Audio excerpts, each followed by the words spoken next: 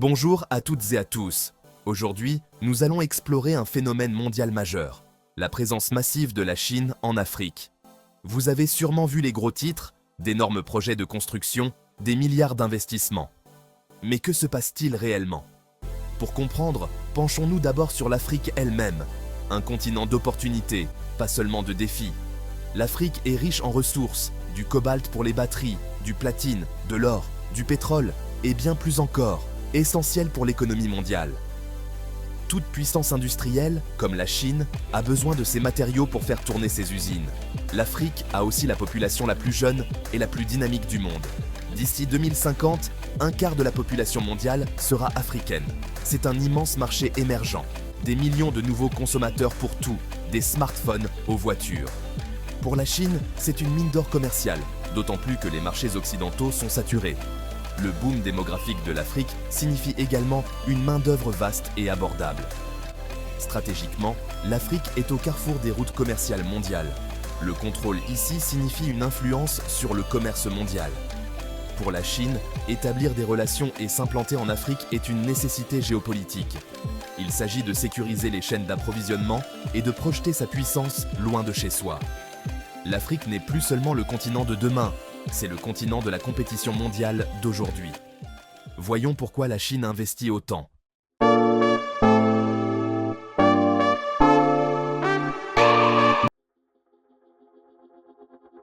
Alors, pourquoi la Chine s'intéresse-t-elle autant à l'Afrique?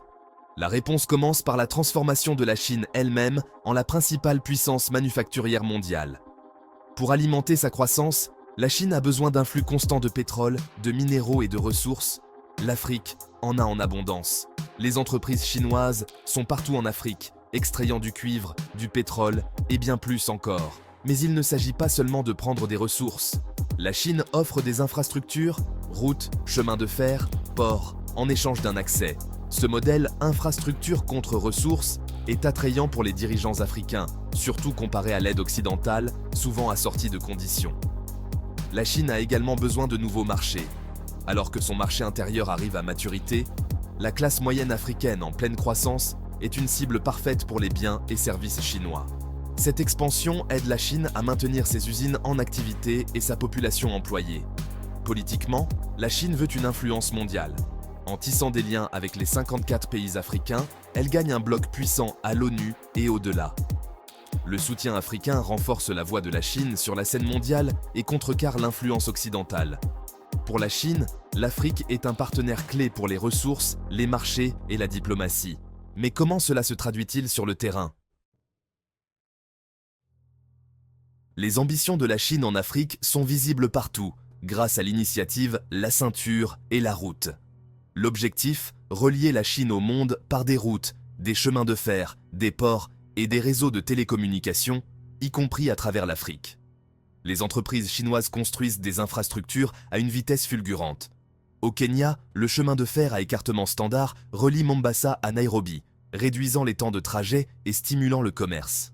En Éthiopie, la Chine a construit le premier tramway moderne en Afrique subsaharienne et le chemin de fer Éthiopie-Djibouti, donnant à l'Éthiopie, pays enclavé, un accès à la mer. La Chine modernise également les ports de Djibouti au Nigeria, construit des barrages, des aéroports et des réseaux de télécommunications. La plupart des projets sont financés par des banques publiques chinoises. Ce sont des prêts, pas des cadeaux. Les pays africains empruntent pour embaucher des entreprises chinoises, qui livrent rapidement et efficacement. Ce modèle crée de nouvelles infrastructures, des emplois pour les entreprises chinoises et des résultats rapides pour les dirigeants africains.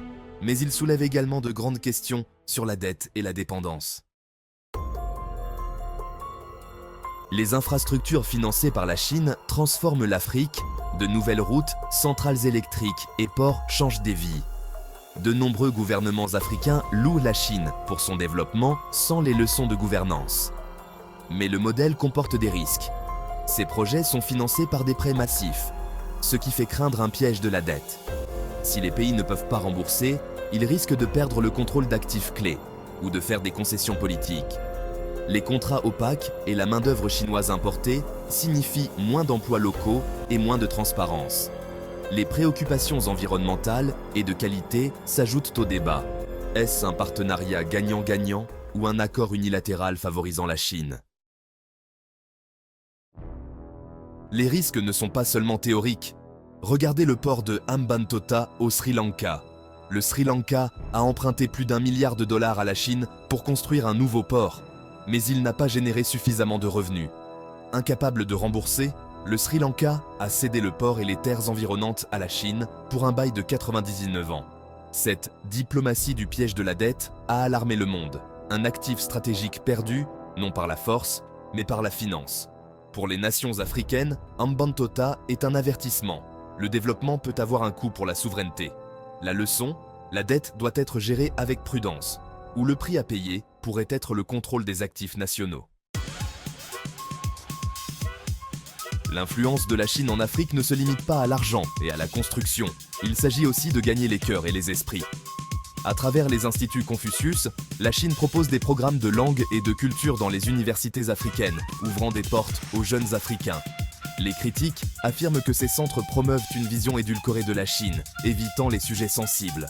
Les médias chinois comme CGTN et Xinhua se sont étendus en Afrique, offrant une perspective chinoise et contrant les récits occidentaux.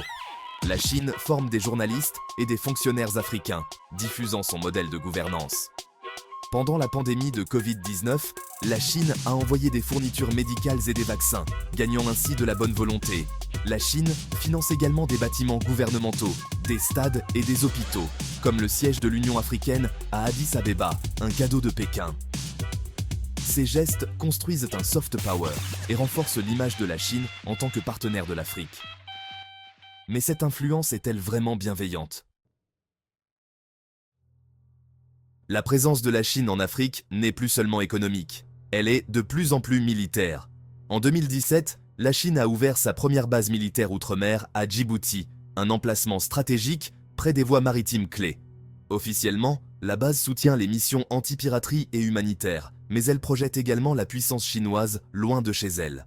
La base est située près d'une importante installation militaire américaine, soulignant la rivalité mondiale. La Chine est désormais l'un des principaux contributeurs aux opérations de maintien de la paix de l'ONU en Afrique et vend du matériel militaire aux armées africaines. Les entreprises chinoises fournissent des formations et des services de sécurité, approfondissant les liens avec les armées africaines. Cela marque un changement majeur par rapport à l'ancienne politique de non-ingérence de la Chine. Les griffes du dragon sont désormais visibles sur le continent. L'essor rapide de la Chine en Afrique a alarmé l'Occident. Les États-Unis et l'Europe, autrefois dominants, se précipitent désormais pour concurrencer l'influence chinoise. Les États-Unis mettent en garde contre la diplomatie du piège de la dette et promeuvent leurs propres initiatives, comme Prosper Africa. L'Europe lance le plan Global Gateway pour financer des infrastructures durables et contrer l'initiative chinoise, la ceinture et la route. Les dirigeants occidentaux promettent transparence et valeur, mais de nombreuses nations africaines se souviennent des déceptions passées. L'approche rapide et sans condition de la Chine est souvent plus attrayante.